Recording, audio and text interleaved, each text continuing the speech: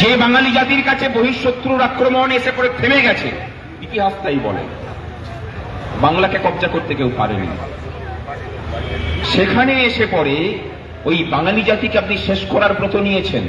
আপনি ভেবেছেন যে বাংলার মেধাকে নির্বাসন দেবেন ধর্মতলায়, বাংলার মেধাকে নির্বাসন দেবেন কেরলে, তামিলনাড়ুতে, আর আমরা সরকারি কর্মচারী শিক্ষকরা চুপচাপ বসে বসে দেখব যে আমার শখের তৈরির ছাত্রছাত্রী সে তার সরকারি চাকরিটা না পেয়ে লেবার খাটতে যাবে বা হোটেলে রান্না করতে যাবে অন্য রাজ্যে, আর আমরা শিক্ষক হিসেবে আমার ছাত্রের ভবিষ্যৎটা সেইভাবে তরে যেতে দেখব। আপনার দিন গোনা শুরু হয়েছে উঠতে। 12 বছর ধরে অনেক অপেক্ষা করেছি। তাকিয়ে দেখুন যে আমলাদিকে আপনি ভরসা করেন, ভিতরে ভিতরে তারাও আপনার বিরুদ্ধে গেছে। একটা আন্দোলনের জোর কতটা হলে যক্ষপুরীর মধ্যে থাকা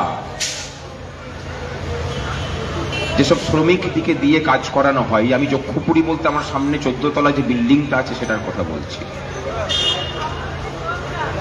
তার সমস্ত আগল ভেঙে সেখানকার কর্মচারীদের ভিতরের আবেগগুলোকে বের করে নিয়ে আসা যায়। ফলশ্রুতি কি হয়? বারান্দায় দাঁড়িয়ে দাঁড়িয়ে কর্মচারীদের আন্দোলন দেখা। তার ফলশ্রুতি কি হয়? কালকে যখন আমাদেরকে রোখার জন্যই পুলিশের ভ্যানে করে পুলিশ কর্মীদের নিয়ে আসা হচ্ছিল, আমাদের স্লোগানের তালে তালে তারা গাড়ির ভিতর থেকে তাল দিতে দিতে যাচ্ছিলেন। বাঙালি জাতিকে শেষ করতে ইতিহাসে কেউ পারেনি, আপনিও পারবেন না। 190টা বছর ধরে ইংরেজদের মতো বুদ্ধিমান জাতিও পারেনি। আর আপনার ভোটে যে অত বুদ্ধি নেই সেটা আমরা জানি। আপনার ভোটে বুদ্ধি দেওয়া কিছু মানুষজন আছেন যাদেরকে আপনি মুখ্য উপদেষ্টা করে রেখেছেন, যাদেরকে এক্সটেনশন দিয়ে আবার রাখছেন, তাদের ইতিহাসটাও আমরা জানি। যারা নিজেরা সরকারি বাংলোতে থেকে বাড়ি ভাড়া ভাতা তোলেন, তাদের কাছে বাঙালি অন্তত সততার পাঠ শিখবে না। বাঙালি সততার পাঠ তার ইতিহাসের পাতায় থাকা নেতাজি সুভাষচন্দ্র বসু, স্বামী বিবেকানন্দের কাছ থেকেই শিখবে। এই লড়াই ভবিষ্যৎ প্রজন্মের জন্য লড়াই। দিয়ে পেয়ে সামান্য কয়েকটা টাকার জন্য সরকারি কর্মচারীরা রাস্তায় বসে নেই। এটা যদি আপনার বুঝতে ভুল হয়ে থাকে, আপনি আর একটু ক্যালকুলেশন করুন। আমি একটু ক্ষমা চেয়ে নিচ্ছি, যে গতিতে চলছিল আন্দোলনটা আমি ছেড়ে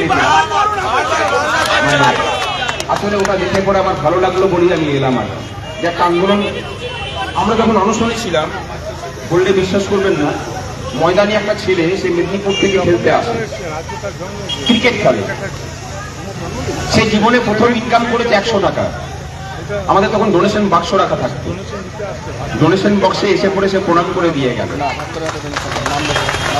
বলে যে আমাদের ভবিষ্যতের জন্য আপনারা লড়াই করছেন, আমার জীবনের প্রথম ইনকামটা আমরা এখানে দিয়ে গেলাম। বাস্তবিক কি বলছি, বাঙালিরা তাকিয়ে আছে আন্দোলনের দিকে। জিততে আমাদের হবে, জয় আমাদের হবে।